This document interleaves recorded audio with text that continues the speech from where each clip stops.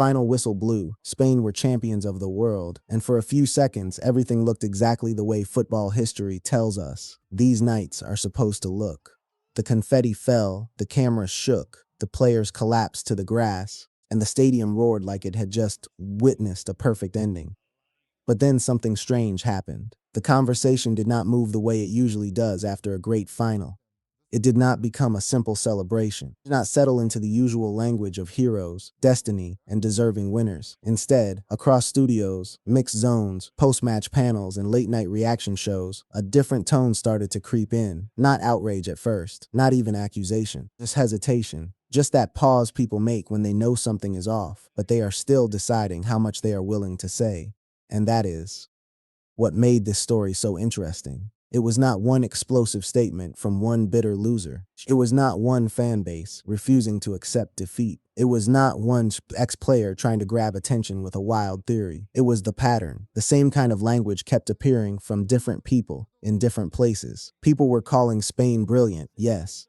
Organized, yes. Ruthless, absolutely. But buried inside the praise was another feeling, a darker one, a more uncomfortable one, the sense that this victory would not be remembered as cleanly as the trophy lift made it look. Not because anyone could point to one simple scandal in one single frame, but because too many moments across the night seemed to leave behind the same question. Why did this not feel as straightforward as it should have?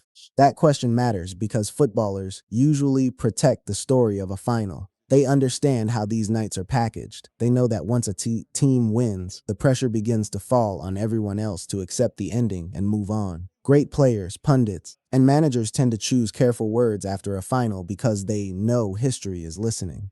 They know one sentence can sound like bitterness forever.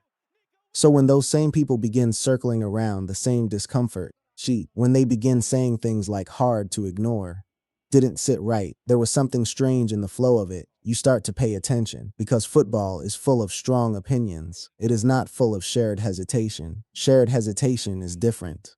Shared hesitation means people are noticing the same smoke, even if nobody is ready to name the fire. And to understand why that feeling took hold, you have to go back to the match itself. On paper, Spain had everything a champion should have. They controlled territory for long stretches. They pressed with intensity. They recycled possession calmly. And whenever the game threatened to become chaotic, they found a way to drag it back into their rhythm. That is the obvious version of the story, and it is the version millions of people saw first. But football is not only watched on paper. It is watched in moments, in tempo, in little breaks in the rhythm where something starts to feel unnatural. There were stretches of this final where the match seemed to stop being about football and start being about management of emotion, management of pressure, management of the very edge between control and collapse. Spain looked composed in those moments, but that composure raised its own questions. Was it pure superiority? Or was the game unfolding in a way that left too many people feeling that one side always seemed to benefit from the night's uncertainty? That is where the reactions started to get interesting. Former players were not sitting there saying Spain were undeserving. That would have been easy to dismiss. Instead, what they kept pointing to was the atmosphere around the win.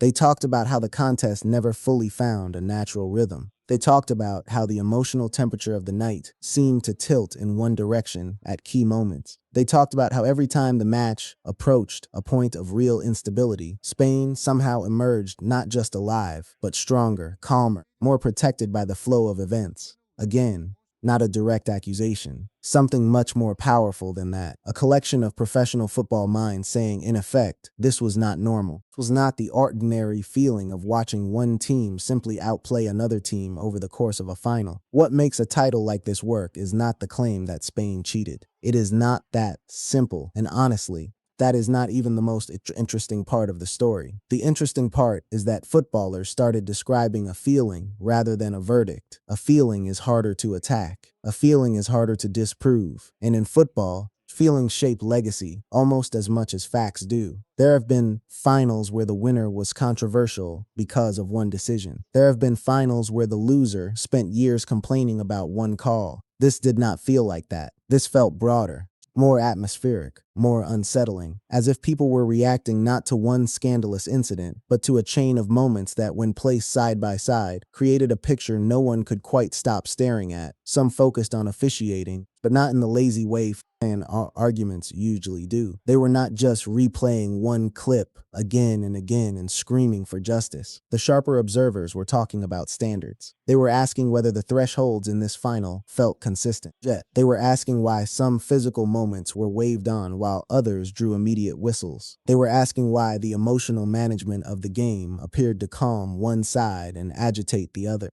That matters because refereeing is not only about big decisions. In the biggest matches, it is often about the tiny permissions that shape the mood. What gets interrupted, what gets allowed, who gets reset, who gets frustrated, gets forced to carry the emotional burden of uncertainty. Those are the invisible details that players notice before fans do, and once players start noticing them out loud, the whole conversation changes. Others focus less on the whistle and more on the performance itself. They acknowledge Spain's structure, their discipline, their shape without the ball, the speed with which they shut down danger before it fully formed. But even in that praise, there was something almost cold in the way the analysis landed. People were describing Spain not as romantic champions, not as artists, not even as a side that inspired awe in the traditional sense, but as something more mechanical, more clinical, more impossible to disturb. Usually that is a compliment. On this night, it landed differently. On this night, it sounded like people were trying to decide whether they had watched a great team impose itself, or whether they had watched a final slowly bend into a shape that only one team ever looked comfortable inside. That is why the emotional reaction after the game became such a huge part of the story. Because when a final feels clean, most of the post-match noise eventually settles. Winners celebrate, losers grieve, pundits review the key moments, and by the next day the legacy has already begun to harden. But here, the mood refused to settle. The winners were celebrating, yet the conversations around them kept drifting back to unease. The losers were devastated, and yet even neutral voices did not sound entirely satisfied with the simple explanation that Spain had just been better. Better, yes, maybe even much better in spells. But was that the whole story? That was the part people could not stop returning to. And footballers, more than anyone, know when a game leaves a residue. They know when a result closes the book and when it opens 10 more chapters. They know the difference between losing to greatness and losing inside a night that never felt quite balanced. That does not mean they all believe the same thing. Some clearly leaned toward the idea that Spain's control was just too much. Some thought the losing side emotionally unraveled and made the whole night look uglier than it really was. Some blamed pressure. Some blamed the stage. Some blamed the modern game itself, the way huge tournaments now become part sport, part spectacle, part politics, part theater. But across all of those interpretations, one thread stayed alive. Something about Spain's win did not sit as comfortably as a world champion's coronation normally does. You could hear it in the way analysts kept revisiting little moments instead of one giant moment. The stoppages, the momentum swings, the way certain confrontations escalated while others disappeared instantly. The sense that the final kept threatening to become combustible, only for the fire to move in strangely predictable directions. Those details on their own prove nothing. That is exactly the point. On their own, they are just fragments. Football memory is built on fragments. One fragment becomes 2, then 4, then 10, and before long, people are no longer arguing over an incident. They are arguing over the feeling of the entire occasion, and once a final reaches that stage, it stops being about what the official record says. It becomes about how people remember the temperature of the night. There was also the question of image, because modern football is never only about the match. It is about the story sold around the match.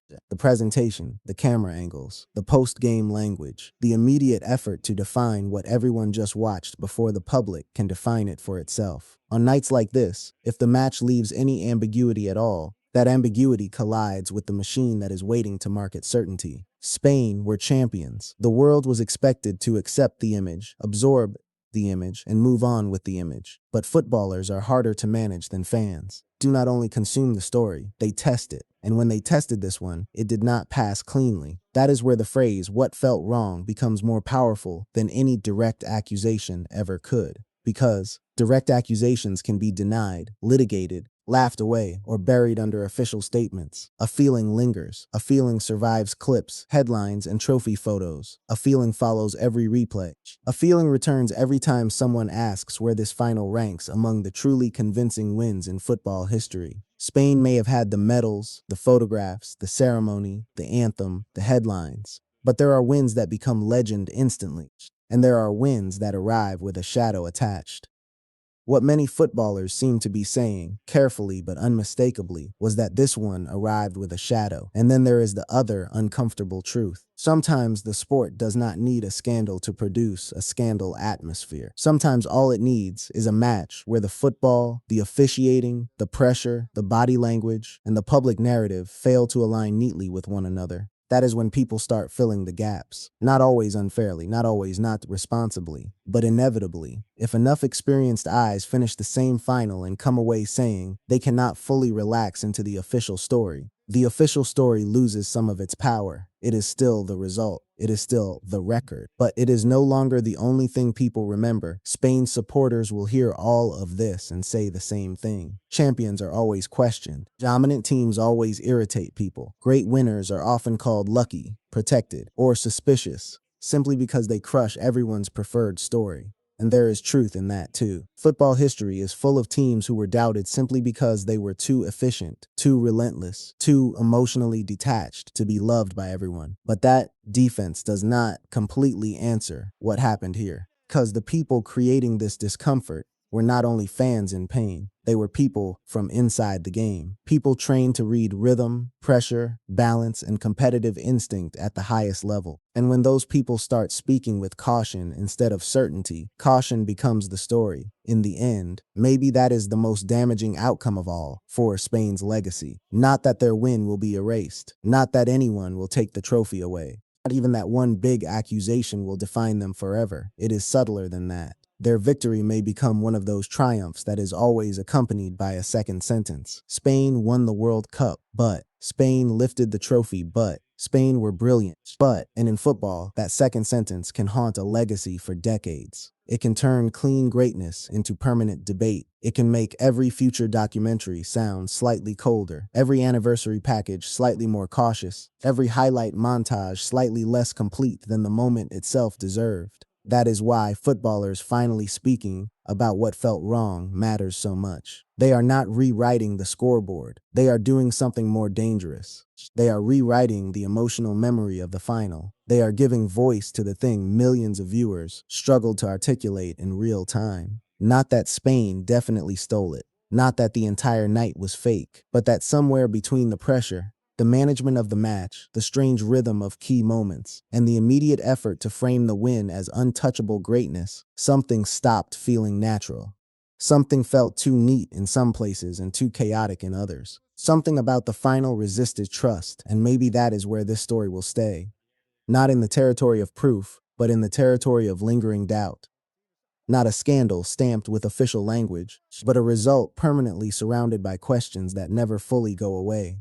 Football has seen many controversial nights, but the most fascinating ones are not always the loudest. Sometimes the loudest nights are easier to solve. It is the quieter ones, the ones that leave behind a strange silence inside the noise, that live the longest. Spain got the trophy. Spain got the history books. Spain got the celebration. But if the people who know this game best are right, they did not get the one thing every champion truly wants. A victory that everyone can look at years later and accept without that pause. So now the question is not whether Spain won. They did. The question is why their win still makes so many people stop, look back, and ask themselves the same uncomfortable thing. What exactly was it that felt wrong? Was it the flow of the final, the management of pressure, the standards of the night, the emotional imbalance? The way the story was sold to the world before the world had finished processing what it had seen. Whatever the answer is, one thing is clear. This conversation is not fading. The trophy lift ended the match. It did not end the feeling. And in football, feelings like that rarely disappear. They wait, they grow, and eventually, they become the real legacy.